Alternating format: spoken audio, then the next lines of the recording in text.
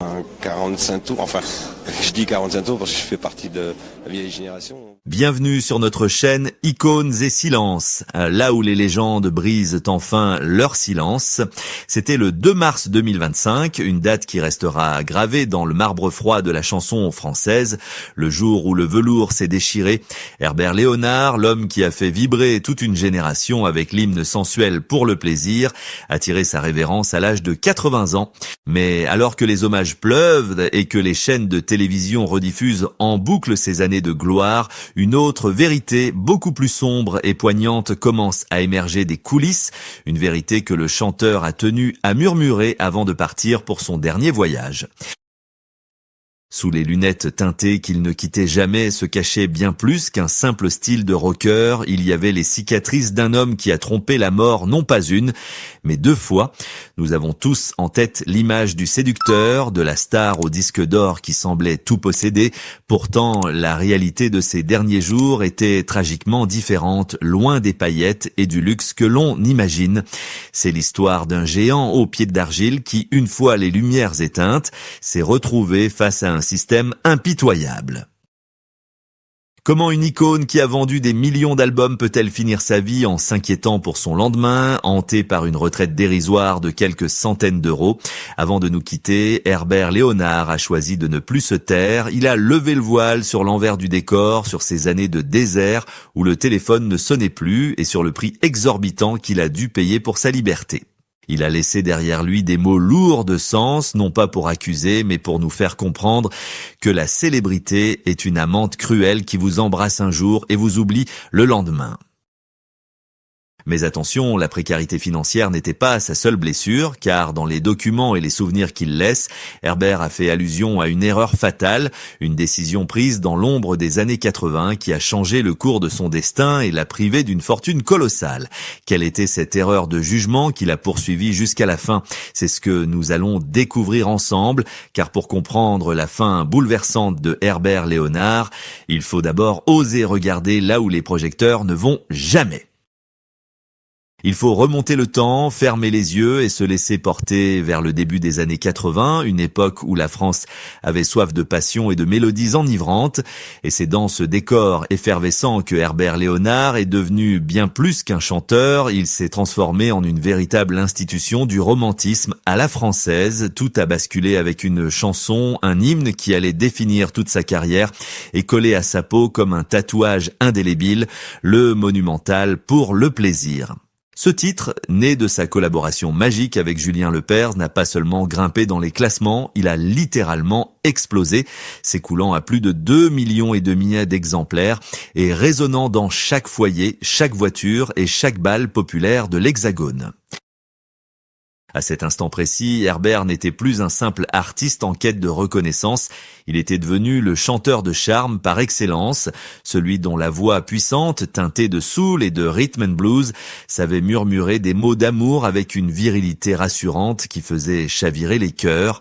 Il incarnait une forme d'idéal masculin, un mélange de force brute et de tendresse, et le public, particulièrement la gent féminine, lui vouait une adoration quasi mystique, transformant chaque concert en une célébration de l'amour où les roses pleuvaient sur la scène.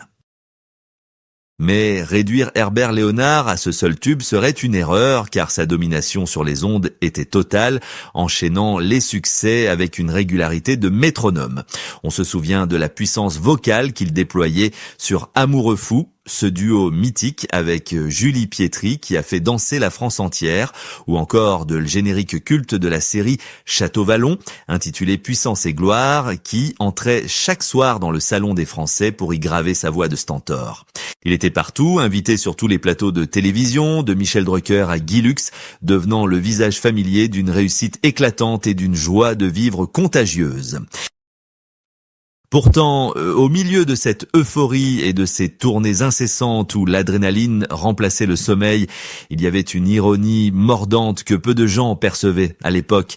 Herbert, au fond de lui, se sentait comme un rocker emprisonné dans un costume de crooner, lui qui idolâtrait Otis Redding, et la musique noire américaine se retrouvait à incarner la variété française la plus pure. Il jouait le jeu avec une élégance rare, acceptant l'amour du public comme un cadeau inestimable. Mais cette image de séducteur imperturbable commençait déjà à devenir une prison dorée.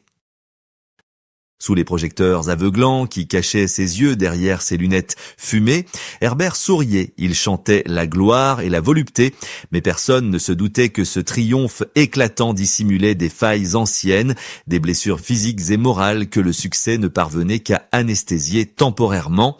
Car si la France voyait en lui un dieu de la scène intouchable, la réalité en coulisses était celle d'un homme qui portait déjà les stigmates d'un passé violent.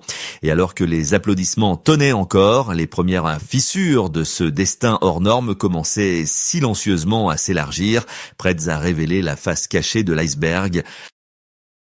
Pourtant, derrière ce sourire de façade qui illuminait les écrans de télévision, se cachait une réalité beaucoup plus crue, une blessure originelle que le public avait oubliée ou choisi d'ignorer. Bien avant les disques de platine et les foules en délire, Herbert Léonard a connu l'enfer, un enfer de tôle froissée et de sang sur le bitume qui a failli tout arrêter net en 1970. C'était un accident de voiture d'une violence inouïe, un choc brutal où son visage a percuté le rétroviseur, le laissant défiguré et brisé, une tragédie physique qui allait le marquer à jamais dans sa chair. Ses lunettes teintées qu'il portait comme une armure n'étaient pas seulement un accessoire de mode pour se donner un genre mystérieux, elles étaient le rempart nécessaire pour cacher les cicatrices d'un homme qui avait vu la mort de trop près et qui devait reconstruire son image miroir après miroir. Ce drame a marqué le début de ce que le milieu appelle cruellement la traversée du désert, une période sombre et interminable qui a duré près d'une décennie avant sa résurrection artistique. Imaginez un instant la détresse d'un jeune artiste prometteur, soudainement réduit au silence, abandonné par une industrie qui ne mise que sur les gagnants et qui se détourne sans pitié de ceux qui trébuchent. Pendant ces années de vache maigre, le téléphone a cessé de sonner, les producteurs ont fermé leurs portes et Herbert a dû apprendre la leçon la plus amère de sa vie. La gloire est éphémère, mais les factures, elles, sont éternelles. Pour survivre, loin des paillettes qui ne brillaient plus pour lui, Herbert Léonard a dû se réinventer totalement, révélant une facette de sa personnalité que peu de ses fans soupçonnaient. Il a troqué son micro contre une plume, devenant un spécialiste reconnu et respecté de l'aviation soviétique, rédigeant des articles pointus et des livres techniques pour gagner sa vie. C'est une image saisissante et presque surréaliste, la future voix de l'amour assise seule à un bureau, écrivant sur des avions de guerre pour pouvoir mettre du pain sur la table, prouvant ainsi que derrière la star se cachait un homme d'une résilience extraordinaire, prêt à tout pour ne pas sombrer. Mais cette période de galère a laissé des traces invisibles bien plus profondes que celles sur son visage, car c'est durant ces années d'incertitude et de vulnérabilité que se sont noués certains des pièges financiers qui allèrent le rattraper bien plus tard.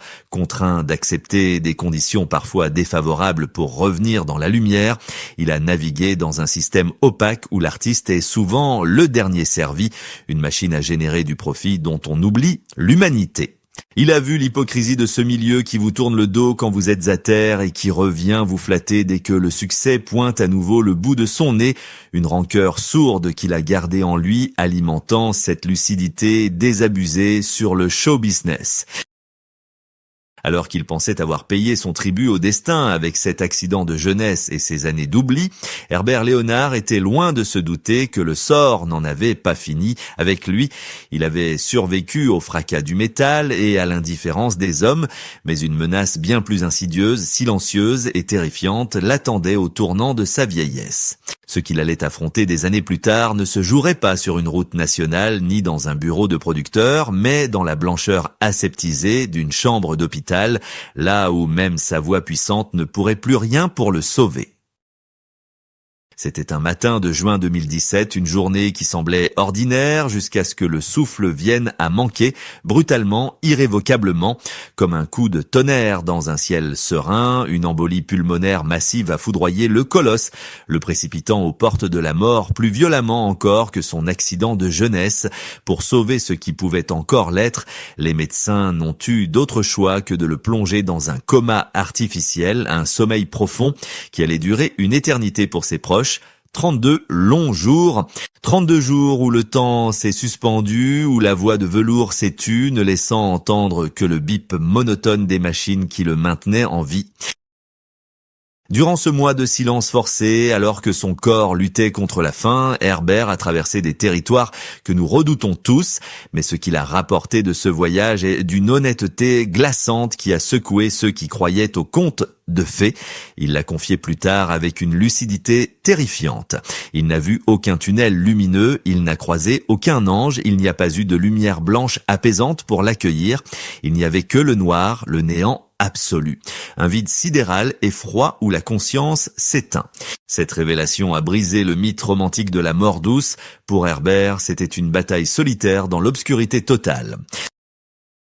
À son chevet, une femme veillait comme une gardienne du temple, refusant de laisser la flamme s'éteindre. Cléo, son épouse, son amour de toujours depuis plus de 50 ans. C'est elle qui avait donné l'alerte, c'est elle qui lui parlait dans le noir, le reliant à la vie par un fil invisible mais indestructible. Sans elle, l'icône ne se serait peut-être jamais réveillée, mais quand il a enfin rouvert les yeux, émergeant de cet abîme, le cauchemar n'était pas fini. Il ne faisait que commencer sous une autre forme plus insidieuse. Il avait perdu des dizaines de kilos, ses muscles avaient fondu, il ne pouvait plus marcher, mais surtout une peur viscérale lui nouait la gorge. Sa voix, cet instrument magnifique qui était son âme et son gagne-pain, était-elle encore là ? L'industrie, fidèle à sa cruauté habituelle, a retenu son souffle un instant avant de reprendre sa course effrénée, laissant planer le doute sur l'avenir d'un chanteur que beaucoup croyaient fini. Herbert se sentait vulnérable, diminué, une carcasse, comme il le dirait lui-même, obligé de réapprendre à respirer, à vivre, à être. C'est précisément dans cette chambre de réanimation, alors qu'il contemplait sa propre fragilité, que la réalité brutale de son existence l'a frappé de plein fouet. Il a réalisé que la gloire ne paie pas les frais d'hospitalisation éternellement et que les applaudissements d'hier ne garantissent aucune sécurité pour demain. Alors qu'il luttait pour chaque bouffée d'air, une autre angoisse, bien plus terre-à-terre et humiliante pour une star de son rang, commençait à l'envahir, une angoisse liée à un secret qu'il gardait depuis trop longtemps et qui allait bientôt éclater au grand jour. C'est au crépuscule de sa vie, le visage marqué par les épreuves mais le regard toujours fier derrière ses verres fumés, que Herbert Léonard a choisi de commettre l'acte le plus transgressif de sa carrière, briser le tabou ultime du show business, celui de l'argent, alors que la plupart des étoiles de son rang s'efforcent de maintenir l'illusion d'une retraite dorée dans des villas de la Côte d'Azur, lui a pris le contre-pied total, s'asseyant face aux caméras non plus pour chanter l'amour mais pour crier l'injustice. Avec une franchise désarmante qui a choqué les animateurs télé, il a lâché ce chiffre qui a fait l'effet d'une bombe, 1 500 €. Voilà ce qu'il restait chaque mois à l'homme qui a fait vendre des millions de disques et enrichi tant de maisons de production. Il a révélé le secret le mieux gardé de sa génération, expliquant sans détour que pour survivre, il était condamné à monter sur scène jusqu'à son dernier souffle. « Si je ne chante pas, je ne vis pas », a-t-il avoué, une phrase terrible qui a transformé l'image du crooner en celle d'un forçat de la chanson. Dans cet élan de vérité, Herbert n'a pas seulement parlé de chiffres, il a pointé du doigt les responsables de cette débâcle, désignant avec amertume les mécanismes d'un système qu'il a broyé. Il a accusé la fiscalité écrasante des années 80 qui lui prenait tout, ne lui laissant que des miettes de sa propre gloire, mais aussi la naïveté de sa jeunesse face à des contrats léonins signés à la hâte. Il ne s'agissait pas d'une plainte larmoyante, mais d'un réquisitoire froid et précis contre l'industrie musicale. Il a dénoncé l'hypocrisie des producteurs qui, à l'époque, s'offraient des empires sur le talent des artistes, laissant ces derniers sans protection sociale, sans patrimoine, nus face à la vieillesse. Il a parlé pour tous ceux qui, comme lui, ont été les architectes de la bande originale de nos vies, mais qui finissent oubliés par les institutions. Sa voix, devenue un peu plus rauque, portait la colère de ceux qui ont été floués, refusant de pardonner à cette machine à rêve qui ne sait que prendre sans jamais rendre.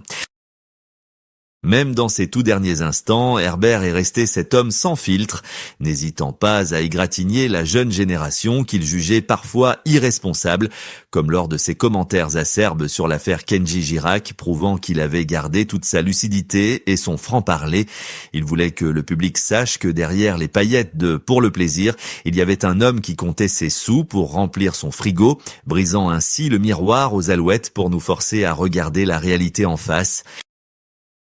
Ce n'était pas l'adieu d'un homme vaincu, mais le dernier combat d'un guerrier qui voulait partir les yeux ouverts en laissant derrière lui une vérité crue mais nécessaire.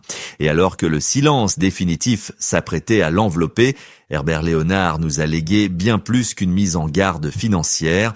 Il nous a laissé une leçon de dignité face à l'adversité. Car au fond, une question obsédante demeure.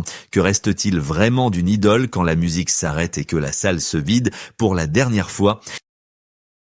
L'histoire de Herbert Léonard dépasse largement le cadre d'une simple biographie d'artiste. Elle résonne aujourd'hui comme un écho mélancolique et puissant sur la condition humaine face à la machine impitoyable du divertissement.